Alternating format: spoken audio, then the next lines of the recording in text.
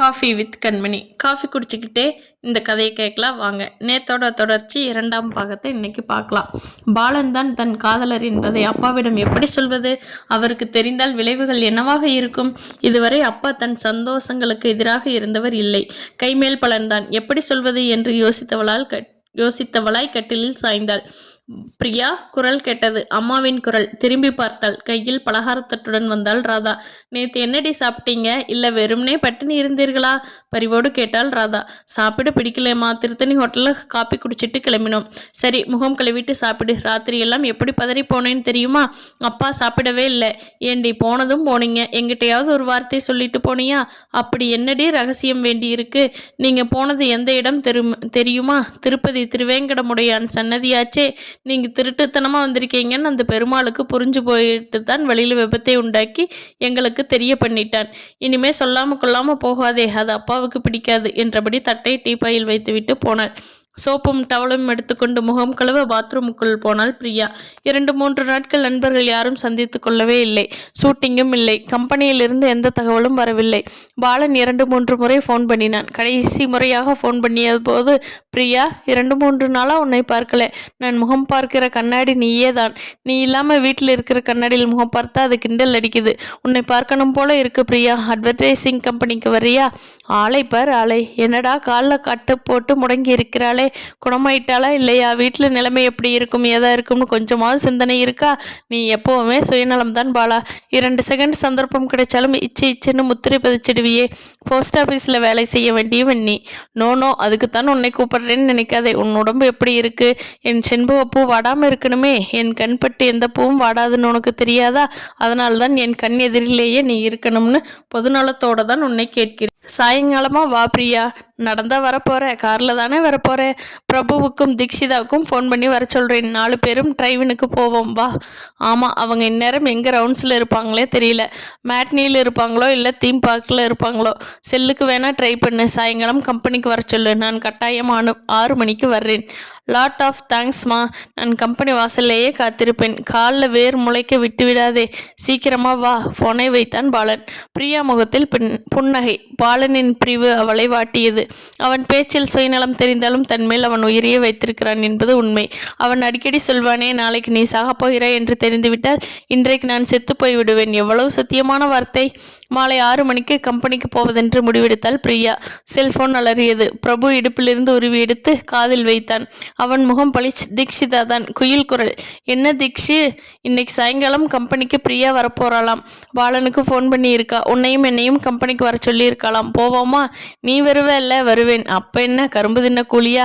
அதான் நடக்காது. 2 நாளா பல்வெளி. நீ வாயை முடிக்கிட்டு சும்மா இருந்தா வரேன். பாவம் உன் உதடுகள். பரிதாபப்பட்டான்.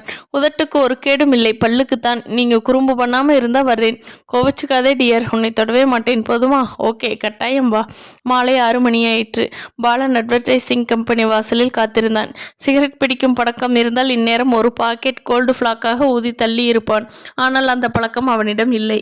அது பிரியாவுக்கு பிடிக்காது. சிகரெட் புகை என்றாலே அவளுக்கு அலர்ஜி. அந்த வாசனை பட்டாலே மூக்கை மூடிக்கொள்வாள்.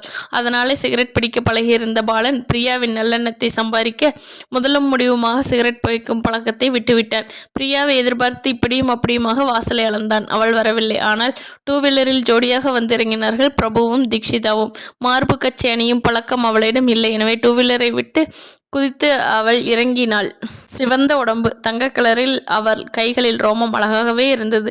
தடித்து சற்றே முன்வந்த முந்திரி பழமாய் இருக்கும் அவள் உதடுகளால் ஹாய் பாலா என்றாள். பாலன் வந்து அவர்கள் கையை குலுக்கினான். ஸ்டாண்டு போட்டு விட்டு பிறகு பிரபுவும் வந்தான். அவன் கேட்ட கேள்வி, இன்னும் பிரியா வரலையா? உதட்டை புதுக்கினான் பாலன். ஏன் ஃபோன் பண்ணி பார்த்தியா? தீக்ஷிதா கேட்டாள். ஆமா. இது பாலன். பின்ன ஏன் வரல? தீக்ஷிதா. வீட்டில் ஏதாவது பிரச்சனை இருக்குமோ? அன்னைக்கு அவளோட அப்பா கடுப்பாகிட்டார். பெண்ணை வெளியில் விட சம்மதிக்கலையோ என்னவோ. பிரபு. பாலன் முகம் வாடி போனான். மணி 7 ஆகிவிட்டது. இனிமேல் பிரியா வருவாள் என்ற நம்பிக்கை மூவருக்கும் இல்லை. சரி, நீங்க போங்க, நான் வீட்டுக்கு போறேன். பிரியா என்னை ஏமாத்திட்டா. பாலன் நடக்க ஆரம்பித்தான். என்னப்பா சொல்றீங்க என்று படபடப்போடு கேட்டாள் பிரியா அப்பாவிடம். 6 மணிக்கு பாலனை அட்வர்டைசிங் கம்பெனிக்கு வந்து காத்திருக்க சொல்லிவிட்டோமே என்ற கவலை வீட்டை விட்டு புறப்படும்போது அப்பா வழிமடக்கி கொஞ்சம் நில்லு பிரியா என்று சொல்லி உட்கார வைத்து பேச ஆரம்பித்து விட்டாரே, சீக்கிரம் விடவா போகிறார் என்ற ஒரு பயம் ஒரு பக்கம் அவளை வாட்ட ஆரம்பித்து அமர்ந்து தலைகுனிந்து கொண்டாள். பிரியா, நீ ஒரு படித்து MBA அளவுக்கு போவாய், உன் படிப்பு நம் தொழிற்சாலைக்கு உதவும், நிர்வாகத்தை நீ சீரமைப்பாய் என்றெல்லாம் எதிர்பார்த்தவன் உன் அப்பா. ஆனால் உன் சிநேகிதிகள் உன் அழகை ஆராதித்து நீ நடிகையாகி போகலாம், மாடலிங் செய்யலாம் என்று உன்னை தூண்டிவிட போய் இப்போது நீ மாடலிங்கில் நம்பர் 1 ஆகி பணம் சம்பாதிக்கும் இயந்திரமாயிட்டே. எங்களுக்கெல்லாம் சந்தோஷம்தான். ஆனால் எல்லாத்தையும் விட உன்னை பெத்தவளுக்கு இருக்கிற ஏக்கம் உனக்கு என்னன்னு தெரியாது. எங்கே நீ சொல்லு பார்க்கலாம். மூச்சு விடாமல் அதே சமயத்தில் தன் மகளிடம் எதையுமே எதிர்பார்த்ததுதான் இப்படி கேட்டார் அண்ணாமலை. பாலன் இந்நேரம் வந்திருப்பான். அவன் போனில் சொன்னது போல காலில் வேர்கள் முளைத்திருக்குமே என்ற கவலையில் இருந்த அவளுக்கு அப்பா என்ன கேட்டார், கேட்க வருகிறார் என்று புரியவில்லை. மௌனித்தாள். அப்பா கேட்கிறாரே, சொல்லுமா. அப்பாவின் ஏக்க கேள்விக்கு பதில் சொல்ல சொல்லி மகளை தூண்டினாள் ராதா. என்ன பதில் சொல்லுவது, குழம்பினாள். பொறுமை தாங்க முடியாதவரை, பிரியா, என் கேள்வி உனக்கு புரிஞ்சும் பதில் உனக்கு தெரிஞ்சும் சொல்ல வைக்கப்படுற என்று மகளை பார்த்தாள். பிறகு கண்ணுல கண்ணீர் திவளையும் மனசுல கவலையும் எங்க 2 பேருக்கும் இருக்கு. அது உன் கல்யாண கவலைதான். நிமிர்ந்து அப்பாவை பார்த்தால் பிரியா. அவர் தொடர்ந்தார். நம்ம கிட்ட ஏராளமா பணம் இருக்கு, செல்வாக்கு இருக்கு. உனக்கு நம்ம அந்தஸ்துக்கு ஈடா வரன் தேடி கல்யாணம் பண்ணி வைக்க முடியும். ஆனா, கோடிட்டு இழுத்தார் அப்பா. இந்நேரம் காத்திருந்து வீட்டுக்கு திரும்பி போயிருப்பானோ பாலன். அவளுக்கு நெஞ்சு படபடத்தது. ராதை ஒரு முறை பார்த்துவிட்டு அண்ணாமலையே பேசினார். பிரியா, தெரிஞ்சோ தெரியாமலோ இந்த மாடலில் தொழிலில் நீ ஈடுபட்ட. புகழும் பணமும் கிடைச்ச போச்சு. டிவி இருக்கிற ஒவ்வொரு வீட்டிலும் ஒவ்வொருத்தர் மனசிலும் நீ இடம் பெற்றிருக்கிற. மாடலிங் ஒரு கலைன்னு அர்த்தம் கொள்றவங்களும் இருக்காங்க, ஆபாசம்னு அர்த்தம் கொள்றவங்களும் இருக்காங்க. சாதாரணமா உனக்கு வரன் தேடுறதுல இதுதான் பிரச்சனை. திடுக்கிட்டால் பிரியா. வரன் தேடுவதில் பிரச்சனையா? அப்பா வரன் தேடுகிறாரா? சிந்திக்க ஆரம்பித்தாள். ஆமாம்மா, வரன் கிடைக்கிறது ரொம்ப கஷ்டமா இருக்கு. ஒரு மாடலிங் லேடிக்கு நம்ம இனத்துக்குள்ள வரன் கிடைக்குமா? ஆச்சாரமான குடும்பம், உறவுகள். இந்த நிலையில் உனக்கு கல்யாணம் பண்ணி பார்க்கணுங்கிற கனவுக்கு தாப்பால் போட வேண்டியதுதான். கவலை அவர் குரலை கரகரக்க வைத்தது. அம்மா குறுக்கிட்டாள். பேசாம இந்த தொழிலுக்கு தலைமுழுக்கு போடு. கொஞ்ச நாள் போனா எல்லாம் மறந்துடும். அப்புறம் நல்ல பையனா பார்த்து கல்யாணத்தை நடத்தலாம். ராதாவை திரும்பி பார்த்துவிட்டு, நீ எப்பவுமே விவரம் புரியாதவ. நான் என்ன சொல்ல வர்றேன்னு முதல்ல தெரிஞ்சுக்கோ. இதோ பாரு பிரியா என்று அவள் பக்கம் திரும்பினார். சத்தியமா பாலன் வீட்டுக்கு போயிருப்பான். இன்னைக்கு வேஸ்ட். நாளைக்கு போனில் கடியோ கடி கடிக்கத்தான் போறான். மனசுக்குள் புழுங்கினாள் பிரியா. என்னம்மா யோசனை? அப்பாவுக்கு புரியாது. அதுக்காக நீ கவலைப்படாதே. உன் கல்யாணத்தை உன் மனசு போலவே நான் செய்து வைக்கிறேன். ஏன்னா என் மனசுக்கு என் சந்தோஷத்தை கொடுத்துட்ட. நானா? என்னப்பா சொல்றீங்க? உண்மைதாம்மா. அப்பாவுக்கு எந்த சிரமம் கொடுக்காம நீயே உன் காதலனை உன் தொழிலையே தேடிக்கிட்டியே, அது எனக்கு சந்தோஷம்தான். என் சிரமமும் சுமையும் இறங்கின மாதிரி தானே. அதிர்ச்சியும் ஆனந்தமும் ஒரே நேரத்தில் அவள் மனதை தாக்கியது. காதல் விவகாரத்தை அப்பாவிடம் எப்படி சொல்வதென்று தடுமாறி கொண்டிருந்த நேரத்தில் இப்படி ஒரு குண்டை அப்பா தூக்கி போடுவார் என்று நம்பவே முடியவில்லை அவளுக்கு. ஒரே தொழிலில் வேலை பார்க்கிறவங்களுக்கு இப்படி வாய்ப்பு கிடைக்கிறது உண்மைதாம்மா. 2 வீலரில் ஜோடியாக திருப்பதி வரை போயிருக்கீங்கன்னு தெரிஞ்சதும் என் மனசில் இப்படி ஒரு முடிவுக்கு வந்தேன். இப்ப சொல்லு, பயப்படாம தைரியமா சொல்லு. நீ காதலிக்கிறாயா? திணறி போனால் பிரியா. அப்பாவே இப்படி ஒரு கேள்வி கேட்பதா? கேட்டு விட்டாரே, என்ன பதில் சொல்வது? ஆமாம்ப்பா. தலை மட்டும் அசைந்தது பிரியாவிற்கு. அம்மா ராதைக்கு சந்தோஷம். அப்பா அண்ணாமலை முகத்தில் மலர்ச்சி. ரொம்ப சந்தோஷம்மா. ஆனா கூடவே சந்தேகம் இருக்கு. நீ, பிரபு, பாலா, தீக்ஷிதா 4 பேரும் ஒன்னா தெரியறீங்க. ஒரே தொழிலையும் பார்க்குறீங்க இல்லையா? ஆமாம்ப்பா. நீங்க 4 பேரும் ஒருத்தர் காதலிக்கிறீங்க இல்லையா? ஆமாம்ப்பா. அப்படின்னா அந்த 2 பையன்கள்ல நீ? அப்பாவின் சந்தேகம் என்னவென்று பிரியாவுக்கு புரிந்தது. ஆனால் நெஞ்சுக்குள்ள அந்த பெயரை அப்பாவுக்கு முன்னால் உச்சரிக்க மட்டும் நாணம் தடுத்தது. உன் காதலன் யார் என்று நேராக கேட்க அப்பா எப்படி தயங்கினாரோ அதே மாதிரி யார் என்று சொல்ல பிரியாவும் தயங்கினாள். பிரியாவின் தயக்கத்தை உணர்ந்த அப்பா அண்ணாமலை மகளின் முகத்தை பார்த்தார். மின்விசிறி காற்று அவள் கேசத்தை கலைக்க சுருண்ட முடி அவள் நிலாப்பரை நெற்றியில் இப்படியும் அப்படியுமாக அலைந்து கொண்டிருந்தது. அம்மா ராதாவின் முகத்தில் பிரியா என்ன சொல்ல போகிறாள் என்ற கேள்விக்குறி தெரிந்தது. பிரியா வாய் திறக்கவே இல்லை. டீபாயில் இருந்த வார இதழ் ஒன்றை புரட்டி கொண்டிருந்தாள். அதை கவனித்த அண்ணாமலை, உனக்கு சொல்ல தயக்கமா இருக்கு இல்ல, நானே சொல்றேன். உன் காதலன் பிரபுதானே என்று கேட்டார். சட்டென்று இல்லை என்பது போல் தலையாட்டினாள் பிரியா. அப்படின்னா பாலன்? ஆமாம்பா சொல்லிவிட்டு எழுந்தோடினாள். பாலன் தான் தங்களின் எதிர்கால மருமகன் என்று இருவரும் தீர்மானத்துக்கு வந்தனர். ஏன் ராதா, பாலன் புவனாக்கு பொருத்தமானவன் தானே? சரியான ஜோடிங்க. பையன் விஜய் மாதிரி நல்லா இருக்கான். கலர் தான் பிரியாவை விட கொஞ்சம் மட்டு. அம்மா மணக்கண் முன்னால் இருவரையும் இணைத்து பார்த்தாள். எத்தனையோ விளம்பர படங்களில் எல்லாம் பிரியா பாலன் ஜோடி நடித்திருப்பதை பார்த்தாலும் இப்படி ஒரு எண்ணம் இவர்களுக்கு வந்ததில்லை. மனம் குளிர்ந்து போனார் அண்ணாமலை.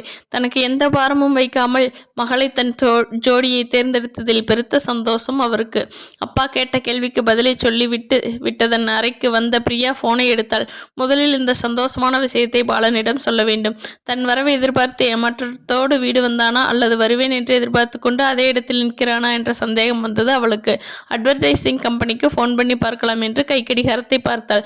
மணி 7:05. நல்ல வேளை, கம்பெனி 7:30 மணிக்குத்தான் மூடுவாங்க என நினைத்தவளாய் டயல் செய்தால் ஒவ்வொரு எண்ணாக அழுத்தினாள். மறுமுனையில் யாரோ எடுத்தார்கள். ஹலோ, நான் பிரியா பேசுகிறேன். ஹலோ, நான் வாட்ச்மேன் பேசுகிறேன்மா. என்னம்மா விஷயம்? நீங்கள் ஏன் கம்பெனிக்கு வரல? பாலன் ஐயா உங்களுக்காக காத்திருந்துட்டு வீட்டுக்கு போயிட்டாருமா. பிரியா கேட்க நினைத்த எல்லா கேள்விகளுக்கும் வாட்ச்மேன் பதில் சொல்லிவிட்டான். ஃபோனை வைத்தாள் பிரியா. உடனே ஃபோன் அலறியது. எடுத்தாள். மறுமுனையில், என்னடி பிரியா, நீ வருவேன்னு காத்திருந்தோம், ஏன் வரல? பாலன் பையன் ரொம்ப நொந்து போயிட்டான்டி. நீ இல்லாமல் டிரைவினுக்கு வரமாட்டேன், சோக புயலாக பறந்துட்டான். அப்புறம் என்ன, நானும் பிரபுவும் டிரைவினுக்கு போவோம். உன்னை எனக்கு என்ன ஆச்சு? மளமளவென்று கேள்வி மேல் கேள்வி கேட்டாள் தீக்ஷிதா. சாரிடி, வீட்டில் அப்பா விடலை. சந்தர்ப்பம் தெரியாமல் மடக்கி போட்டு கேள்வி மேலே கேள்வி கேட்டுட்டார். அடிப்பாவி, சிக்கிக்கிட்டியா? குட்டு வெளிப்பட்டு போச்சா? உன் காதல் சமாசாரத்தை சொல்லிட்டியா? முடிவு என்ன ஆச்சு? நீ நினைக்கிற மாதிரி குஜராத் பூகம்பம் எதுவும் நடக்கல. பாலனைத்தானே நீ லவ் பண்ணுறேன்னு நேருக்கு நேராக கேட்டுட்டார். ஆமான்ட்டேன், ஓகே சொல்லிட்டாரு. இந்த சந்தோஷமான விஷயத்தை பாலனுக்கு சொல்லலாம்னு கம்பெனிக்கு ஃபோன் பண்ணால் கம்பெனியில் அவர் இல்லடி. பிரியா, நீ கொடுத்து வச்சபடி ரொம்ப சுலபமாக நீ சக்ஸஸ் பண்ணிட்ட பிரியா. அப்புறம் அடுத்த கட்ட நடவடிக்கை என்ன? 2 வீட்டு பெரியவங்களும் பேச வேண்டியதுதான். டும் மேளம் கொட்ட வேண்டியது தான். அப்போ என் கதை என்னடி? வீட்டில் அம்மா அப்பா கிட்ட சொல்லணும் நானும் நினைக்கிறேன், சொல்ல முடியலே. நீ கவலைப்படாதடி, நானும் பாலனும் வந்து உன் பேரண்ட்ஸை மீட் பண்ணி போட்டு உடைச்சிடுறோம். என்ன, அந்த நல்ல காரியத்தை உடனே செய்யுங்கடி, உங்களுக்கு புண்ணியமாக போகும். ஓகே, நாளைக்கே ப்ரோக்ராம் ஃபிக்ஸ் பண்ணிக்குவோம். பாலன் கிட்ட விஷயத்தை சொல்லிவிட்டு அப்புறமா உனக்கு ஃபோன் பண்ணுறேன் என்று ஃபோனை கட் பண்ணி பாலனின் வீட்டு நம்பருக்கு ஃபோன் செய்தாள். ஹலோ, பிரியா பேசுகிறேன். பாலன் கிட்ட பேசணும். மறுமுனையிலிருந்து, பாலனா, அவன் இப்போத்தான் பெங்களூருக்கு போகிறேன்னு சொல்லிவிட்டு கிளம்பினான் என்று பதில் வந்தது. ஃபோனில் வந்த பதிலை கேட்டு திடுக்கிட்டாள் பிரியா. பெங்களூருக்கு போனான்னா பாலன் ஏன் இந்த திடீர் பயணம்? ஷூட்டிங் எதுவும் இல்லை, மற்ற வேலைகளும் இல்லை. பெங்களூரில் அப்படி யாரும் உறவினர்களும் இல்லை. ஏன் போனான்? திகைப்பே இருந்தது. சரியான நேரத்தில் அவனை பார்க்கவில்லை என்று கோபமா? அதற்காக பெங்களூர் போக வேணுமா? சுத்த மடத்தனமாக இருக்கிறதே என்று யோசித்தாள். ஒருவேளை பிரபுவுக்கு சொல்லிவிட்டு போயிருப்பானோ? எண்ணம் வந்ததும் உடனே ஃபோனை எடுத்தாள். ஹலோ பிரபு, நான் பிரியா பேசுகிறேன். பாலன் திடீர்னு பெங்களூர் போயிட்டாருன்னு அவங்க வீட்டில் சொல்கிறாங்க. உங்ககிட்ட ஏதாவது சொன்னாரா? என்ன பிரியா, திடீர்னு அவன் ஏன் பெங்களூர் போகணும்? நீ வரலையேன்னு நொந்து போய் வீட்டுக்கு போயிட்டானே. டிரைவினுக்கு நானும் தீக்ஷிதாவும் கூப்பிட்டும் அவன் வரலையே. அப்போ கூட பெங்களூர் போக போகிறேன்னு என்கிட்ட அவன் சொல்லலையே பிரியா. யார்கிட்டையும் சொல்லாமல் திடீர்னு பயணப்பட்டு இருக்காருன்னா சத்தியமாக அவருக்கு என் மேலே தான் கோபம். பெங்களூர் அட்ரஸ் உங்களுக்கு தெரியுமா? பெங்களூரில் அவனுக்கு தெரிஞ்சவங்க யாரும் இல்லையே. பெங்களூர் ஹோட்டல் நம்பர் தான் எனக்கு தெரியும். அந்த ஹோட்டலில் ஃபோன் பண்ணியாவது கேட்கலாம்ப்பா. இப்போவே கேட்க முடியாதே, இந்த நேரத்தில் அவன் ட்ரெயினில் தானே போயிட்டுருப்பான். சரி நீ பயப்படாத, காலையில் பெங்களூர் ஹோட்டலுக்கு ஃபோன் பண்ணி தெரிஞ்சுக்கலாம். பை பிரபு, உனக்கு சந்தோஷமான செய்தி சொல்ல போகிறேன். சொல்லு பிரியா. எனக்கும் பாலனுக்கும் இருக்கிற உறவு தெரிஞ்சு போச்சு என் அப்பாவுக்கு. ஐயோ, அப்படியா? கண்டிச்சாரா? கொஞ்சம் கோவக்கார மனுஷனாச்சே உங்கள் அப்பா. அதெல்லாம் ஒன்றுமில்லை. ஐயா பச்சை கொடி காட்டிட்டார். நம்ம காதலுக்கு கங்க்ராட்ஸ் பிரியா. தேங்க்ஸ் யூப்பா. இனிமே உன் காட்டில் மழை தான். எந்த சந்தோஷமான விஷயத்தை உடனே பாலன்கிட்ட சொல்லியாகணும். பாலனை எப்படியாவது கண்டுபிடிக்கணுமே. காலை வரைக்கும் பொறுத்துக்க, கண்டுபிடிச்சிடுறேன். பிரபு உறுதி தந்தான். பாலனை கண்டுபிடித்து விடுவோம் என்கிற நம்பிக்கையில் பிரியாவிடம் உறுதி தந்தானே தவிர பெங்களூரில் அவன் இருக்கும் இடத்தை கண்டுபிடிக்கவே முடியவில்லை. ஒரு நாள் எப்படியோ ஓடிவிட்டது. பாவி, பெங்களூர் போய் சேர்ந்ததும் நமக்காவது அவன் ஃபோன் பண்ணியிருக்கலாம்ல. திடீர்னு ஏன் இப்படி லூஸ் ஆயிட்டான்? சொல்லாமல் கொள்ளாமல் எங்கேயும் போக மாட்டானே. அவன் அப்செட் ஆனதுக்கு ஏதோ காரணம் இருக்கு என்று குழம்பினான் பிரபு. இரவின் அமைதி அவன் கவலையை அதிகரித்தது. சில்லென்ற காற்று ஜன்னலுக்குள் விஜயம் செய்தது. அதை அனுபவிக்க முடியவில்லை அவனால். புரண்டு படுத்த போது தீக்ஷிதா அவனிடம் வம்பு செய்து கொண்டிருந்தாள். பாலன் விஷயத்தை எப்படியோ பிரியப்பட்டவர்களிடம் பேசி சம்மதிக்கவும் வைத்துவிட்டாள். இப்போது தீக்ஷிதா என்ன செய்ய போகிறாள்? அவளும் பெற்றவர்களிடம் ஓகே வாங்கிவிட்டால் அம்மா அப்பாவை சரி கட்டி விடலாம். யோசித்தபடியே தூங்கி போனான் பிரபு. 3 நாட்கள் பாலனை பற்றிய தகவலே தெரியாமல் மிகவும் குழம்பி போயிருந்தாள் பிரியா. ஷூட்டிங் இருந்ததால் நிச்சயம் பெங்களூரிலிருந்து திரும்பி இருப்பான். பெங்களூரில் அவன் என்ன செய்து கொண்டிருக்கிறான் புரியவில்லை பிரியாவுக்கு. வழக்கமாக டிவியில் காலை செய்தியை கேட்பவள் கூட அதில் ஆர்வமே இல்லாமல் இருந்தாள். டிவி ஓடிக்கொண்டிருந்தது. அன்று ஞாயிற்றுக்கிழமை ஆதலால் அம்மா இன்னும் சமைக்க துவங்கவில்லை. அப்பா மாடியில் இருந்தார். வீடு மனசும் வெறிச்சோடி போய் கிடந்தது. கிணிங், வாசலில் மணி சினுங்கியது. எழுந்து போய் திறந்தாள் பிரியா. அவளுக்கு இன்பதிர்ச்சி. எதிரில் புதிரான புன்னகையோடு நின்றிருந்தான் பாலன். அவனுக்கு பின்னால் அவனது அம்மா வேதமும் அப்பா சாமிநாதனும் நின்றிருந்தார்கள். பிரியாவுக்கு ஒன்றும் புரியவில்லை. அம்மா அம்மா, இங்கே யார் வந்திருக்காங்க பாரு, அம்மாவை கூப்பிட்டாள். படுக்கையிலிருந்து மெல்ல எட்டி பார்த்த ராதாவுக்கு ஆச்சரியம் தாங்கவில்லை. வாங்க வாங்க என்று வரவேற்றாள். பாலனின் அம்மா அப்பாவை ஏற்கனவே அவள் அறிவாள். கையில் தாம்பாளத்தட்டில் பூ பழம் என அவர்கள் ஒரு முடிவோடு வந்திருப்பதை ராதா புரிந்து கொண்டாள். என்னங்க, கீழே வந்து பாருங்க, பாலன் வந்திருக்கு, குழந்தை போல் சந்தோஷ மிகுதியால் கத்தினாள் ராதா. வந்தவர்கள் உட்கார்ந்தார்கள். பாலனை ஓரக்கண்ணால் பார்த்தாள். அவன் உதடுகளை குவித்து இச்சென்றான். அதற்குள் அண்ணாமலையும் மாடியிலிருந்து வந்து அவர்களை வரவேற்றார். சாமிநாதன் ஆரம்பித்தார். நான் நைட்டு தான் பெங்களூர்லேருந்து வந்தேன். பிஸ்னஸ் விஷயமா போயிருந்தேன். என்னை பார்க்க பெங்களூருக்கே வந்துட்டான் பாலன். உடனே கிளம்புங்க டாடி, பிரியாவை பெண் பார்க்க போகணும்னு சொன்னான். எனக்கு ஆச்சரியமும் போயிருச்சு. பிரியாவும் இவனும் விளம்பரங்கள் ஜோடியாக நடித்தவங்க. வாழ்க்கையில் ஜோலியாக சேரணும் ஆசைப்படுற விஷயம் இதுவரை என் மனசில் படலை. இவங்க 2 பேரும் ஒருத்தர் விரும்புகிறத நேற்று தான் எங்களுக்கு தெரியும். வயசு வந்த பசங்க காதலிக்கிறேன்னு சொன்னால் உடனே கையில் தாலி எடுத்து கொடுத்து கட்டுன்னு சொல்கிறது தான் புத்திசாலித்தனம். சிரித்து கொண்டே சொன்னால் பாலனின் அம்மா வேதம். இவன் ஏன் பெங்களூர் போனான் என்கிற விஷயம் பிரியாவுக்கு புரிந்து போயிற்று. தன்மேல் கோபித்து கொண்டுதான் போயிருப்பான் என்று நினைத்தவளுக்கு பாலனின் செய்கை வியப்பளித்தது. அவனை காதல் பார்வை பார்த்தாள். அவன் அவளுக்கு கட்டை வேற உயர்த்தி காட்டினான். எனக்கே பிரியா சொல்லித்தான் தெரிந்தது. இது விஷயமா உங்களோட கலந்து பேசி ஒரு முடிவு எடுக்க வருவீங்கன்னு எதிர்பார்க்கல. அண்ணாமலை ஆனந்த மிகுதியால் உடல் குலுங்க சிரித்தார். ஆமாங்க, பொண்ணு பையனை விரும்பிட்டா. ஆனால் நீங்கள் சம்மதிக்குமேங்கிற கவலை எங்களுக்கு. ராதாவே 2 வார்த்தை சொல்லி வைத்தாள். இனிமே அந்த கவலையை விடுங்க. தொழில் ரீதியாக பழகினவங்க. ஒருத்தரோட நல்லதும் கெட்டதும் ஒருத்தருக்கு புரிஞ்சிருக்கும். அவங்க மனசு போலவே அவங்களை வாழ வைக்கிறது தான் நம்ம கடமை.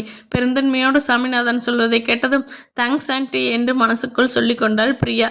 அந்த நேரத்தில் வாசலில் கார் ஒன்று வந்து நின்று மூச்சு விட்டது. முதலில் பிரபுவும் தீக்ஷிதாவும் இறங்கி வர, பின்னால் தீக்ஷிதாவின் அம்மாவும் அப்பாவும் வந்தனர். அவர்களுக்கு பின்னால் பிரபுவின் அம்மா ராணியும் அப்பா மோகனும் வந்தார்.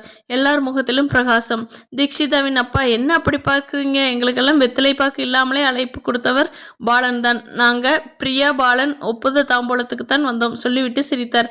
பரவாயில்லையே, பாலன் திட்டம் போட்டே எல்லாம் செய்திருக்கிறார். வாழ்க்கையை கூட திட்டமிட்டே நடத்துவார்னு நம்பிக்கை வந்துருச்சு. அண்ணாமலை பேசினார். மருமகனை இப்பவே புகழாகுதீங்க அங்கிள், தீக்ஷிதா சொல்ல சபை சிரித்தது. இந்த இடத்தில் இன்னொரு விஷயத்தையும் சொல்லித்தான் ஆகணும். பிரியா பாலனுக்கு நடக்கிற ஒப்புத தாம்பூலம் மட்டும் இல்லை, இது ஒரு சஸ்பென்ஸ் கொடுத்து விட்டு மீண்டும் இது தீக்ஷிதா பிரபு ஒப்புத தாம்பூலமும் கூட. ராகவேந்தர் சொல்லி முடித்த போது எல்லாரும் கைதட்டி கலகலப்பை உண்டாக்கினார்கள்.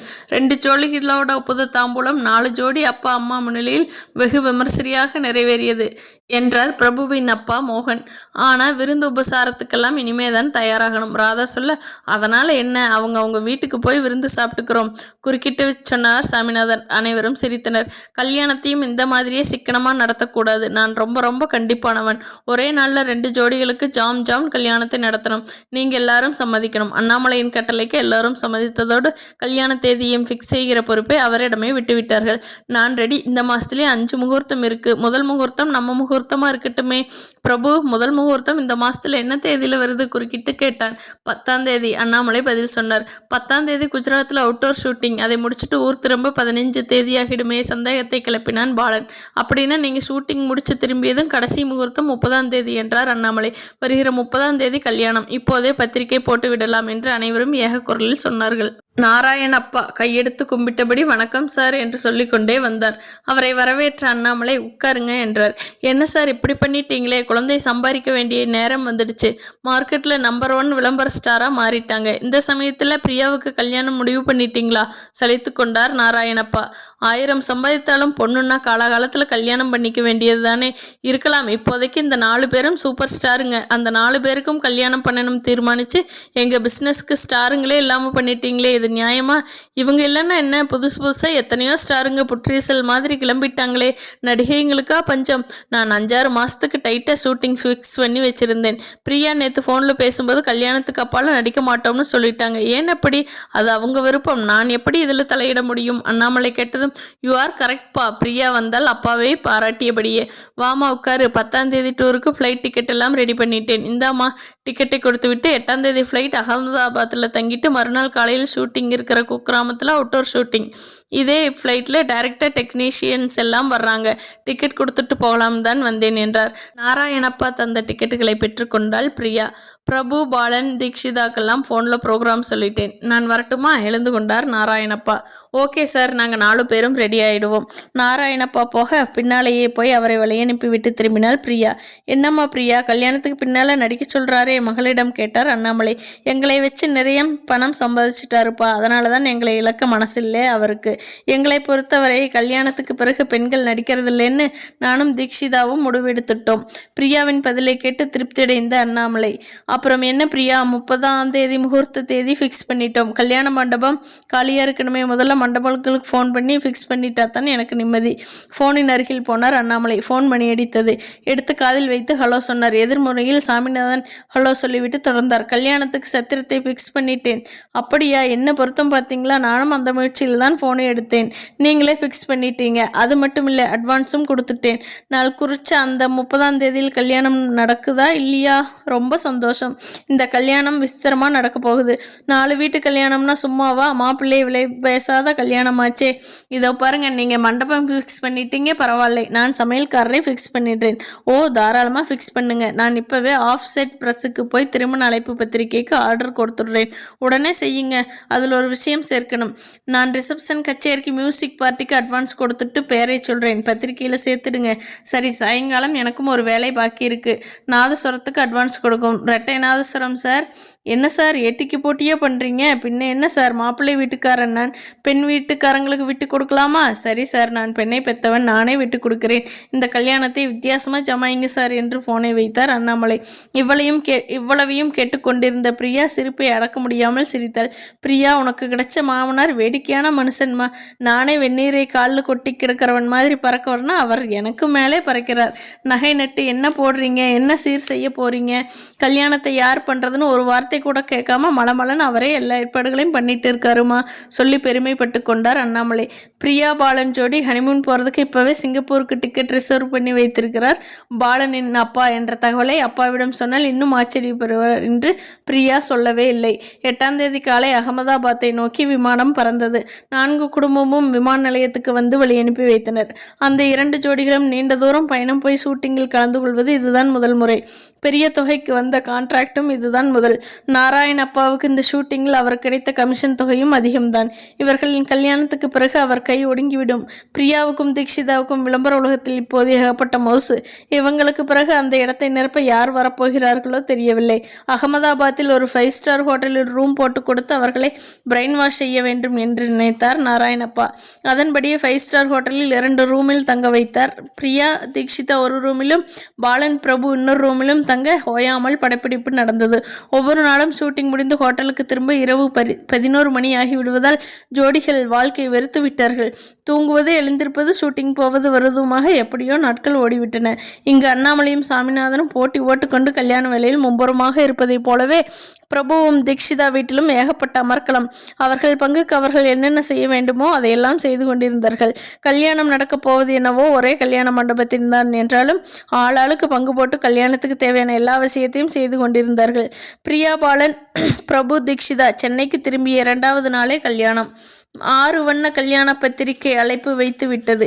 இனி அவர்கள் சென்னை திரும்ப வேண்டியதுதான் பாக்கி. நாராயணப்பா கல்யாண பத்திரிகையுடன் ஷூட்டிங் ஸ்பாட்டுக்கு வந்து நால்வரையும் பார்த்து வாழ்த்து சொன்னார்.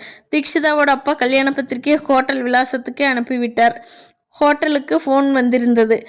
தை ஹோட்டல் மேனேஜர் இன்டர்காமில் கூப்பிட்டு சொன்னார். பிரியா பேசினாள். ஹலோ அப்பா, நான் பிரியா தான் பேசுகிறேன். இன்னையோட ஷூட்டிங் முடிஞ்சு போச்சுப்பா. நல்லபடியாக முடிஞ்சதா? எப்போ சென்னைக்கு வர போகிறீங்க? மறுமுறையில் அண்ணாமலை கேட்டார். நாளைக்கு ஃப்ளைட் பிடிச்சி வந்துடுவோம். நாங்கள் எல்லாரும் நல்லா இருக்கிறோம். எங்களை பற்றி கவலையே பட வேண்டாம். ஏர்போர்ட்டுக்கு காரை அனுப்பட்டுமா பிரியா? வேண்டாம்ப்பா, நாங்கள் ஜாலியாக கால் டாக்ஸி பிடிச்சு வந்துடுறோம். ஃபோனை வச்சிடுவா? வச்சிடுங்கப்பா என்று ஃபோனை வைக்க உள்ளே நுழைந்தார் நாராயணப்பா. அந்த அழகான ஹோட்டல் அறையில் இன்றுதான் நிம்மதியாக நிம்மதியாக படுத்து தூங்க போகிறார்கள். இன்று அவர்களுக்கு பார்ட்டி கொடுப்பதாக சொன்ன நாராயணப்பா வெறுமனே வந்து நிற்பதை பார்த்த பாலன், என்னாச்சு சார், இன்னைக்கு ட்ரீட் தரேன்னு சொன்னீங்களே கேட்டார். அந்த விஷயத்தை சொல்லத்தான் வந்திருக்கிறேன். நைட்டு 8 மணிக்கு ட்ரீட் ஹோட்டலில் ஆர்டர் பண்ணிட்டேன். ஹோட்டலில் ஃபங்க்ஷன் ஹாலில் தான் பார்ட்டி. டெக்னீஷியன்ஸ் அத்தனை பேரும் வந்துடுவாங்க. நீங்கள் 4 பேரும் கரெக்டாக ஹாலுக்கு வந்துடுங்க, சந்தோஷத்தோடு சொன்னார். சரி, நீங்கள் 2 பேரும் குளிச்சு ரெடியாக இருங்க, நான் இங்கே எந்த ரூமுக்கு போய் ரெடியாகிறோம் பிரபு சொல்ல இருவரும் எழுந்து தங்கள் ரூமுக்கு வந்தார்கள். சட்டை பனியனை கழட்டி கொண்டே பிரபு சொன்னான், ச்சே, அந்த டைரக்டர் நம்மளை நல்லா பெண்டு எடுத்துட்டான். என் ஆளுகிட்ட ஒரு நிமிஷம் சிரித்து பேசக்கூட அலோவ் பண்ணல. ஷார்ட் ரெடின்னு உயிரை எடுத்துட்டான். சொல்லும் போதே தீக்ஷிதான் உருவம் அவன் கண்முன் வந்து நிற்க அதன் உதடு தானாகவே குவிந்து சென்றது. இங்கே மட்டும் என்னப்பா வாழுது, பாலான்னு என் ஆளுகிட்ட நெருங்கி வந்தால் போதும், பிரியா ஷார்ட் ரெடின்னு அந்த கேமராமேன் அலறுவான். ஷார்ட்டுக்கு அவளை தொட்டால் ரொம்ப டச் பண்ணாதேன்னு ஆர்டர் போடுறான். இருக்கட்டும், கல்யாணத்துக்கு பிறகு பிரியாவை அவன் முன்னால் நிறுத்தி அவன் வயிறு எரிஞ்சு சாகிற மாதிரி ஒரு இங்கிலீஷ் கிஸ் அடிக்கிறேன் என்று அரட்டி கொண்டான் பாலன். கல்யாணத்துக்கு பிறகு என்னப்பா, அது இன்னைக்கே கூட செய்யலாமே, ஷூட்டிங் தான் முடிஞ்சு போச்சே, அவன் எப்படி நம்மளை கண்ட்ரோல் பண்ண முடியும் என்றான் பிரபு. என்ன சொன்ன, இன்னைக்கே வா? ஆமாம்ப்பா, நமக்குத்தான் சென்னைக்கு போனதும் கல்யாணம் நடக்க போகுது. கல்யாணம்ங்கிறது ஒரு ஃபங்க்ஷன் தானே தவிர இப்பவும் பிரியா ஒய்ஃப் தானே, பத்திரிகையும் பிரிண்ட் ஆகி வந்துருச்சே. பிரபு சொன்னதை கேட்டு ஒரு நிமிஷம் அப்படியே நின்று விட்டான். லுங்கிக்கு மாறியவன் ஏதோ யோசனையின் மூழ்கினான் பாலன். என்னப்பா பால், அப்செட் ஆகிட்டே? What wrong with you? No nothing. நான் சொன்னதும் எனக்கு ஒரு ஐடியா தோணுச்சு. என்ன ஐடியா? இந்த 10-15 நாளாக பாலைவனத்தில் விட்ட மாதிரி ஒரே ட்ரையாக ஓடி போச்சு பிரபு. நம்ம ஆளுங்கிட்ட கொஞ்சம் கூட முடியல. இதோ இன்னைக்கும் படுத்து தூங்கிட்டு காலையில் ஃப்ளைட்டை பிடிக்க வேண்டியதான். அப்புறம் சென்னையில் வறட்சியை 2 நாளை ஓட்டிட்டு அப்புறம் கல்யாணம். அதுக்கப்புறம் அதுவரை மனுஷன் நொந்தே போயிடுவோம்ப்பா. அதுக்கு என்ன செய்யணுங்கிற? பிரபு பாலனின் பக்கத்தில் வந்து ஏதோ கதை கேட்பவன் மாதிரி உட்கார்ந்தான். அப்புறம் தாலி கட்டலை, அவ்வளவுதானே? சம்மந்தமே இல்லாமல் ஏதோ கேட்டான் பாலன். அதுக்கு என்ன இப்போ? பத்திரிகையிலும் அவதான் என் மனைவிக்கு விளம்பரம் பண்ணிட்டாங்க தானே? ஆமாம், அதுக்கு என்ன இப்போ? பிரியா என் மனைவி இல்லைன்னு நீ சொல்ல முடியுமா? ஆமாம்ப்பா, தீக்ஷிதா என் மனைவி இல்லைன்னு நீயும் சொல்ல முடியாது. அதனால் நம்ம ஆளுங்கிட்ட இப்போவே போய் சொல்லி ரெடி பண்ணிட்டா ரெடியாக இருங்கன்னு சொல்லிட்டு தானே வந்தோம். அந்த ரெடி இல்லைப்பா, இந்த ரெடி. புரியலையே, கிட்டவா. பிரபு பாலனின் பக்கத்தில் வர அவன் காதுகளில் எதையோ கிசுகிசுத்தான் பாலன். பிரபுவுக்கு அது இன்ப அதிர்ச்சியாக இருந்தது. பதிலே சொல்ல முடியாமல் திணறி போனான். நினைக்க சந்தோஷமாக இருந்தது. அவன் எந்த விமர்சனமும் பண்ணாமல் தானே சந்தோஷிப்பதும் சிரிப்பதுமாய் இருந்ததை பார்த்து பாலனுக்கு மேலும் எதுவும் சொல்லாமல் மௌன இன்பத்தில் மிதந்தான். பிரபு அந்த நினைவுகளிலிருந்து களையவே இல்லை. பாலன் அப்படி என்ன கிசுகிசுத்தான்? தீக்ஷிதாவும் பிரியாவும் கட்டிலில் படுத்திருக்க தீக்ஷிதாவின் தொடைமல் கை வைத்தபடி தலை நீட்டி படுத்திருந்தாள் பிரியா. என்ன தீக்ஷு, இன்னைக்கு நம்ம மனசு ரொம்ப சந்தோஷமா இருக்கு. என்ன சொல்ற? இன்னைக்கு மட்டும்தான். எங்கள் அப்பா நம்ம காதலுக்கு பச்சை கொடி காட்டினாரே, அன்னையிலேருந்தே சந்தோஷ நீச்சல் குளத்திலே தான் நீந்திக்கிட்டு இருக்கேன். அதுக்குள்ளடி இன்னைக்கு 2-3 ஷாட்டில் பிரபுவை கட்டி பிடிக்க வேண்டியிருந்தது. அப்போ பிரபு என்ன குறும்பு செய்தார் தெரியுமா? வேணும்னே 1 more டேக் நிறைய வாங்கிட்டார். அந்த ஸ்பாட்லேயே எனக்கு என்னமோ மாதிரி ஆயிடுச்சுடி. அதான் கேட்டேன், அந்த சுகத்தை உன்னால் மறக்க முடியல, அதையே தான் நினச்சிக்கிட்டு இருக்கியா? இன்னும் 2 நாள் போனால் இந்த மாதிரி திருட்டு சுகம் அனுபவிக்க வேண்டியதில்லைடி. கழுத்தில் தாலி ஏறிடும். அப்புறம் ஜம்மா, இப்போ போய் குளிச்சுட்டு பார்ட்டிக்கு ரெடியாயிரு என்று செல்லமாக அதட்டினாள். அப்போது பிரபு உள்ள நுழைந்தான். வந்ததும் வராதுமாய், பிரியா உங்ககிட்ட ஏதோ பேசணும், பாலன் உன்னை ரூமுக்கு வர சொன்னார் என்று தயங்கி நின்றான். எதுக்காம்? போ, அவனே சொல்வான் என்று துரத்தாத குறையாக சொன்னான். அவள் எழுந்து போனாள். இதோ பார் பிரியா, நான் தீக்ஷி கிட்டே பேசிட்டு வரேன்னு சொல்லு. சரி. அவள் போய்விட்டாள். தீக்ஷி என்று அவளை செல்லமாய் தீக்ஷிதா அவளை நிமிர்ந்து பார்த்து பக்கத்தில் உட்கார் என்பதை போல் சாடை கட்டி பட்டென்று அவளை ஒட்டி இல்லை இடித்து உட்கார்ந்தான். கொஞ்சம் தள்ளி உட்காரு இடிராஜா என்றால் சின்ன நாணத்தோடு. அவன் கட்டியணைக்க மாட்டானா? பிரியா கூட இல்லையே என்று அவள் மனசு எங்கியது. இருந்தாலும் நீங்கள் சுத்த மோசம். ஷார்ட் நேரத்தில் எப்பவுமே குறும்பு செய்யாத நீங்கள் காலையில் என்னை எப்படி இருக்கிட்டீங்க தெரியுமா? வலிக்குது. அது இன்ப வழிதானே தீக்ஷு? அவன் லேசாக அணைத்தான். இந்த லிமிட்லேயே இருங்க என்று சும்மா இருந்தால் தீக்ஷு உங்ககிட்ட சின்ன பர்மிஷன் வாங்க வந்திருக்கேன். என்னது? கிட்டவா? காதில் தான் சொல்ல முடியும். ஏன்னா இந்த விஷயத்தை காத்துக்கு கூட கேட்காம சொல்லணும். இல்லைன்னா காத்து வாக்கில் சேதி பரவிடும் தெரியுமா? காதுன்னு சொல்லிட்டு அப்புறம் கன்னத்துக்கு வந்துடுவீங்க, அதான் பயமா இருக்கு சினிங்கினாள். சேச்சே, உன் பர்மிஷன் இல்லாமல் எதையும் செய்ய மாட்டேன். கிட்ட காட்டு சொல்லிவிட்டு இவனை அவளின் காது மடல்களில் உதடை வைத்து உரசினான். வெளியே சத்தம் வராமல் எதையோ சொன்னாள். திடுக்கிட்டான் தீக்ஷு. என்ன பயப்படுறே பிரபு? நான் இப்போ என்ன சொல்லிட்டேன்? ஒரு புருஷன் தன்னோட மனைவி கிட்ட எதை எதிர்பார்த்து கேட்பானோ அதைத்தான் கேட்டேன். பிரியாவுக்கு பேச வாய் வரவில்லை. ஏற்கனவே செந்தாமரை முகம் மேலும் சிவந்து ரத்தத்தை பீச்சியது. சரின்னு சொல்லு பிரியா. சரின்னு எப்படி சொல்ல முடியும் பால்? உங்களுக்குத்தான் எனக்கும் கல்யாணம் நடக்க போகுது தெரியுமில்ல. அதை நினச்சி பாருங்க. அதனால தான் உரிமையோடு கேட்டேன். நடக்க போகுதுன்னு தானே சொன்னேன், நடந்து போச்சுன்னு சொல்லலை. கல்யாணம் நடக்கலைன்னா என்ன, எல்லாரும் சம்மதம் சொல்லித்தானே பத்திரிக்கையும் போட்டுட்டாங்க. ஒரு நாள் ஃபங்க்ஷனில் உன் கழுத்தில் தாலி கட்டிட்டா தான் நீ என் மனைவியா? இப்போ நீ என் மனைவி இல்லையா? இல்லைன்னு சொல்லு. தாலி கட்டின பிறகுதான் நீ என் புருஷன். இப்போ நீ யாரோ நான் யாரோன்னு சொல்லி விட்டுடுறேன். பதில் சொல்ல முடியாமல் திணறினாள் பிரியா. தாலி கட்டுறதுக்கு முன்னால் இந்த ஆசை உங்களுக்கு வரலாமா பிரபு? தப்பு இல்லையா? தீக்ஷு, தாலி கட்டுற சடங்கே இதுக்காகத்தான். அப்புறம் ஃபர்ஸ்ட் நைட்டுன்னு பல பேர் தெரிஞ்சுக்கிற மாதிரி சடங்குன்னு செய்கிறது தான் எனக்கு பிடிக்கல. புனிதமான தாம்பத்திய உறவை தண்டோரா போட்டுத்தான் செய்யணுமா? நமக்கும் ஒரு வித டென்ஷன். அந்த டென்ஷன் எதுவும் இல்லாமல் நாம் ஒரே அறைக்குள்ளே இருக்கிறது மூணாவது மனுஷனுக்கு கூட தெரியாமல் அமைதியே இந்த சூழ்நிலையில் மனசு சுத்தமாக கொஞ்ச நேரம் நாம் சந்தோஷமாக இருக்கிறதுல என்ன தப்பு? எனக்கு பயமாக இருக்குங்க. தீக்ஷிதா பயந்தாள். மனசுக்குள் அவளுக்கு பிரியம் இருந்தாலும் இதில் ஒரு அத்துமீறலான தவறு என்று அவளுக்கு எங்கோ ஒரு மூலையில் இடித்தது. இதில் பயப்பட வேண்டிய அவசியமே இல்லை தீக்ஷு. நீ யாரோ நான் யாரோ இல்லை. நான் உன் புருஷன், என் இதயத்தில் இலையோடின காதலன். என்கிட்ட உன்னை இழக்க நீ தயாரிட்ட. அது கல்யாணத்துக்கு பிறகு இருந்த என்ன, இந்த நிமிஷமா இருந்த என்ன? தெய்வமா நமக்கு ஒரு சந்தர்ப்பத்தை ஏற்படுத்தி கொடுத்துருக்கு. Don't miss it. இதில் ஒரு த்ரில் இருக்கும். கல்யாணத்துக்கு பிறகு இதை பற்றி பேசியே சந்தோஷப்படுவான். Come on tell me. சரின்னு ஒரு வார்த்தை சொல்லு. தீக்ஷிதா மேலும் தயங்க, நான் மட்டும்தான் உங்ககிட்ட இப்படி யாசகம் கேட்கிறேன், பிச்சை எடுக்கிறேன்னு நினைக்கிறியா? பிரியாவை பாலன் ரூமுக்கு எதுக்கு வர சொன்னான்னு தெரியுமா? எதுக்கு? இதுக்குத்தான். நீ போய் உன் ஆளுகிட்ட பர்மிஷன் கேளுடா. என்னால் வந்தால் நான் கேட்கிறேன்னு சொல்லித்தான் அனுப்பினேன். இல்லை போய் என்ன நொல்ல? வேணும்னா பிரியா வந்தா அவகிட்ட கேளு.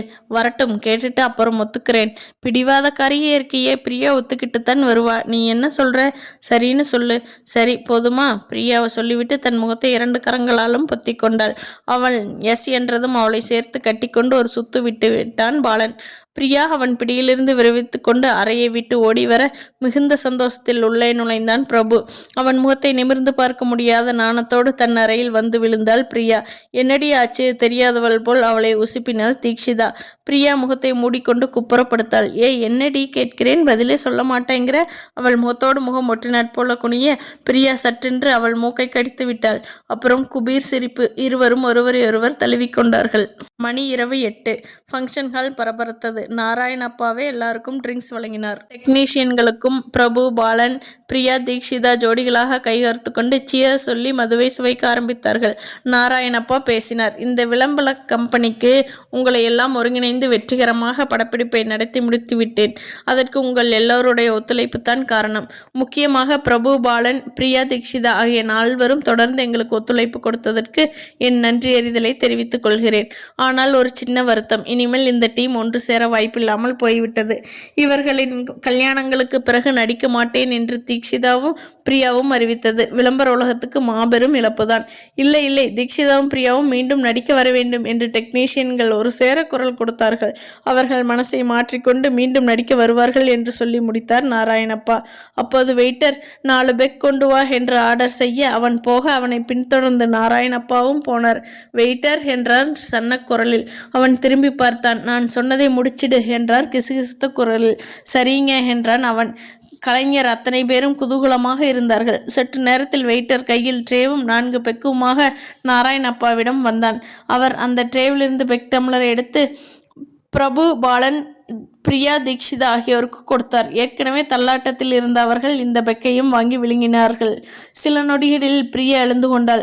அவளை தொடர்ந்து தீக்ஷிதாவும் எழுந்துவிட நாராயணப்பா அவர்களிடம் வந்து, பிரியா மேடம், இதில் ஒரு கையெழுத்து போடுங்க என்று ஒரு பேப்பரை நீட்டினார்.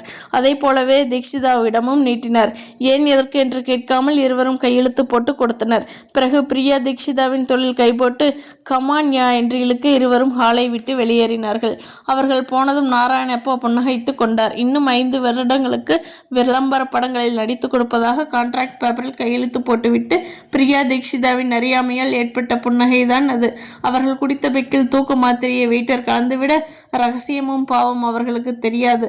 அவர்கள் போவதையே பார்த்து கொண்டு நின்றார் வெற்றி கழிப்பில். தீக்ஷிதாவின் தோளில் கை போட்டு நடந்த பிரியா தீக்ஷிதாவின் ரூம் வந்ததும், தீக்ஷி ஸ்வீட் ட்ரீம் என்று சொல்லி அவளுக்கு முத்தம் கொடுத்து விட்டு, நீயும் பிரபுவும் ஜாலியா இருங்க என்றாள். நீ மட்டும் என்னவாம், பாலனை சும்மா விட்டு வைக்க போற, மிச்சம் மீதி விட்டு வைமா கண்ணு, இன்னைக்கு ஒரிஜினல் ஃபர்ஸ்ட் நைட், கல்யாணத்துக்கு பிறகு நிறைய நடக்கும் என்று சிரித்தாள் தீக்ஷிதா. குட் நைட் என்று சொல்லி பாலன் அறைக்கு போனாள் பிரியா. தீக்ஷிதா அறைக்கு வந்து விழுந்தாள். கொஞ்ச நேரத்தில் பிரபு உள்ளே வந்து, ஹாய் தீக்ஷி, எப்படி நம்ம ஏற்பாடு, இணை பிரியா தோழிங்க 2 பேரையும் பிரிச்சிட்டேன், இப்போ பாலன் ரூம்ல பிரியா, உன் ரூம்ல நான் என்று சொல்லிக்கொண்டே சட்டைகளை களைந்தான். ஒய் லேட் பிரபு, கமான்யா என்று அவளோடு அழைத்தால் கட்டிலில் மல்லாந்த நிலையிருந்த தீக்ஷிதா. வெயிட், ஹோட்டல் ரூமில் மட்டும் ஜாக்கிரதையாக இருக்கணும்.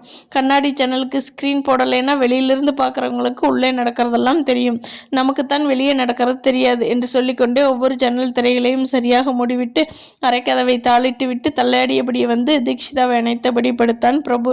தீக்ஷு, என்ன 1000 உறவுகள் வரலாம், ஆனால் இதுதான் முதல் உறவுன்னு சொன்ன கவியோட வார்த்தை எவ்வளவு பெரிய நிஜம்.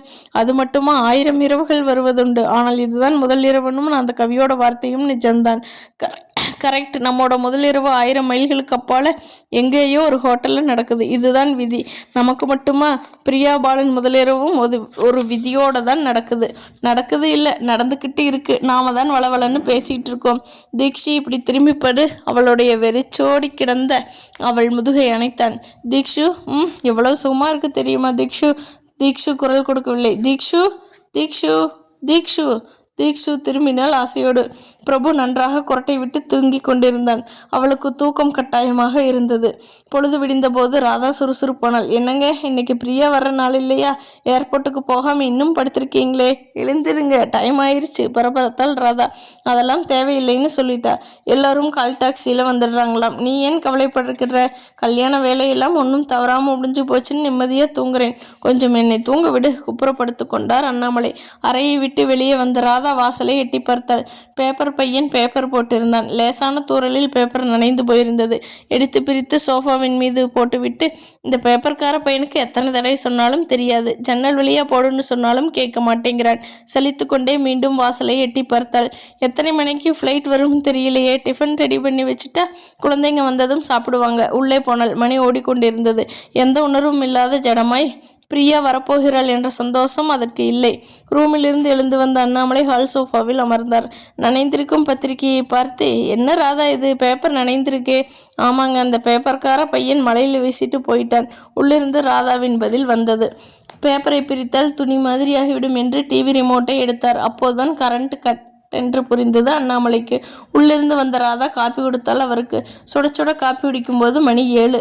வாசலில் காலிங் பெல் கேட்டது. ராதா போய் திறந்தாள். வெளியே பாலனின் அம்மா அப்பாவும் தீக்ஷிதாவின் அம்மா அப்பாவும் கையில் பேப்பருடன் வந்து நின்றார்கள்.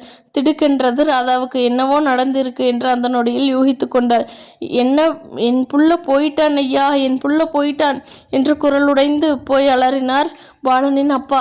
அவரோட என் மகன் தீக்ஷுவும் போயிட்டாங்க என்று தலையில் அடித்து கொண்டார்கள் தீக்ஷுவின் அப்பாவும் அம்மாவும். இதை கேட்டதும் அண்ணாமலை சிலையாக உட்கார்ந்து விட்டார். ஐயோ, என்னாச்சு சொல்லுங்களேன், ஒன்றுமே புரியலையே என்று அரட்டினார் ராதா. ஏதும் பேசாமல் பேப்பரை அண்ணாமலையிடம் நீட்டினார் பாலனின் அப்பா. அண்ணாமலை படித்தார். அகமதாபாத்திலிருந்து நேற்றிரவு சென்னைக்கு புறப்பட்ட விமானம் சென்னைக்கு அருகில் இயந்திர கோளாறு காரணமாக தீப்பிடித்து எரிந்து விழுந்தது. 10 பேர்கள் சம்பவம் நடந்த இடத்திலேயே தீக்கு இரையாகிவிட்டனர். 40க்கும் மேற்பட்டோர் அரசு படுகாயங்களுடன் அரசு மருத்துவமனையில் அனுமதிக்கப்பட்டு இருக்கிறார்கள். இறந்தவர்களின் அடையாளம் கண்டுபிடிக்கப்பட்டது. சென்னை தீநகரைச் சேர்ந்த ராஜரத்தினம், வயது 40, ஜவுளி வியாபாரி. அரக்கோணத்தைச் சேர்ந்த முத்துக்குமார், அரசு அதிகாரி. சென்னை அண்ணா நகரை சேர்ந்த மிஸ் தீக்ஷிதா பாலன் ஆகியோர் அடங்கும். மற்றவர்கள் அடையாளம் கண்டுபிடிக்க அதிகாரிகள் முயற்சி எடுத்து கொண்டிருக்கிறார்கள். அதற்கு மேல் படிக்க முடியாமல் பேப்பரை வீசிவிட்டு சோஃபாவின் கைகளில் தலையிடித்து கொண்டார் அண்ணாமலை. அந்த பேப்பரை எடுத்து தொடர்ந்து படித்தாள் ராதா. மிஸ் தீக்ஷிதா, வயது 21, மாடல் அழகி. பாலன் மாடலிங் செய்பவர்தான். இவரோடு பிரியா, பிரபு ஆகியவர்களும் ஷூட்டிங் முடித்துவிட்டு திரும்பும் வழியில் இந்த விபத்து ஏற்பட்டிருக்கிறது. பரிதாபத்திற்குரிய விஷயம் என்னவென்றால், பாலன் பிரியாவுக்கும் தீக்ஷிதா பிரபுவுக்கும் நாளை மறுநாள் திருமணம் நடக்கவிருக்கிறது என்ற செய்தி நெஞ்சை உருக்குவதாக அமைந்துள்ளது. பொன்மணியாளர் அண்ணாமலை எடுத்தார். எதிர்முனையில் பிரியா கோவென கதறினாள். பேசவே முடியாமல் கதறினாள். பெசன்ட் நகர் கடற்காற்று சில்லென்று உடம்பில் வந்து விளையாடியது. மாலை சுகம் அவர்களை கவரவில்லை. எதிரும் புதிருமாக பிரபுவும் பிரியாவும் அமர்ந்து மணலில் கிறுக்கிக் கொண்டிருந்தார்கள். வெகுநேரம் மௌனம் மௌனம் மௌனம். முதலில் அமைதியை கழித்தவள் பிரபுதான். பிரியா, உன் அப்பா என் அப்பா மட்டுமில்லை, பாலன் தீக்ஷிதாவோட அம்மா அப்பாவும் சேர்ந்து எடுத்த முடிவு. இதுக்கு நீ சம்மதிக்கிறியா? இதில் சம்மதங்கிற பேச்சுக்கே இடமில்லை பிரபு. பாலன் பிரியாங்கிற ஜோடியில் ஆணை இழந்து விட்டோம். தீக்ஷு பிரபு ஜோடியில் பெண்ணை இழந்து விட்டோம். ஒரு ஜோடியில் ஆணும் இன்னொரு ஜோடியில் பெண்ணும் தான் இருக்கிறோம். 2 ஜோடிகளை பாதி பாதி ஆக்கிட்டான் ஆண்டவன். அவன் என்ன திட்டம் போட்டு இப்படி செய்துட்டானோ தெரியல. நாட்டை ஆள்ற அரசன் கூட திட்டத்தை அறிவிச்சிட்டு தான் அப்புறம் அமுல்படுத்துவான். ஆனால் ஆண்டவன் திட்டத்தை அறிவிக்காமலேயே அமுல்படுத்திடுறான். ஆனால் நம்மை பெற்றவங்க எல்லாம் இப்படி ஒரு திட்டத்தை நம்ம சம்மதம் கேட்காமல் ஏற்பாடு பண்ணுவாங்கன்னு எனக்கு தோணலை. மீண்டும் மணலை துளாவினாள் பிரியா. என் கேள்விக்கு இன்னும் பதில் கிடைக்கலையே பிரியா. சம்மதம்னு சொல்ல சொல்கிறீங்களா, இல்லைன்னு சொல்ல சொல்கிறீங்களா? எதுவும் சொல்லலாம். சொல்லி என்ன ஆக போகிறது? நம்ம 4 பேரில் 2 பேர் போயிட்டாங்க. எக்கச்சக்கமாக செலவு செய்து கல்யாணம் நடக்க வேண்டிய சூழ்நிலையில் இப்படி ஆகிடுச்சு. எடுத்த முடிவை மாற்றிக்க கூடாதுன்னு நம்ம 2 பேரையும் தம்பதிகளாக பார்க்கணும்னு பெற்றவங்க ஆசைப்படுறாங்க. பெற்றவங்க சம்மதமும் அதுதான், ஆண்டவன் சம்மதமும் அதுதான். இதில் நம்ம சம்மதம் என்ன இருக்கு பிரபு? நடக்கிறது நடக்கட்டும். பேச்சை முடித்து எழுந்து கொண்டாள் பிரியா. பிரபுவும் எழுந்து கொண்டான். மணலில் நடந்தார்கள். பிரியா பிரபுவின் கையை பற்றினாள். அவன் சிலிர்த்து கொண்டான். நண்பர்களாக இருந்த காலை தொட்டு பேசிக்கொள்வதும் அடித்து பேசிக்கொள்வதும் பேதமில்லா நட்புதான் என்றாலும் பிரபுவுக்கு பிரியாதான் என்று ஆன பிறகு அவள் தன்னை தொட்டது ஒரு மாதிரியாக இருந்தது. பாலனை பிரியாவால் எப்படி மறக்க முடியவில்லை. அவனுடன் ஒரே அறையில் படுத்த இவளால் எப்படி அவனை மறக்க முடிந்தது? அன்று காலை விமான பயணத்துக்கு தயாரான போது ஒருத்தர் முகத்தை ஒருவர் பார்த்து கொள்ளவே வெட்கப்பட்டார்கள். ஒரு இரவு முழுவதும் தீக்ஷிதா பிரபு ஒரு அறையிலும் பாலன் பிரியா இன்னொரு அறையிலும் கழித்திருந்த குற்ற உணர்வா அல்லது களிப்பா புரியவில்லை. ஆனால் வீட்டு பெரியவர்கள் இப்பொரு முடிவு எடுத்த பிறகு இவள் இவ்வளவு சாதாரணமாக எடுத்துக்கொண்டது எப்படி என்றெல்லாம் நினைத்தபடி நடந்தான் பிரபு. பிரபு, என்ன பிரியா, நம்ம கல்யாணத்தில் உங்களுக்கு விருப்பம் இல்லையா? தயங்கித்தான் கேட்டாள் பிரியா. என்ன பதில் சொல்வது? விழித்தான் பிரபு.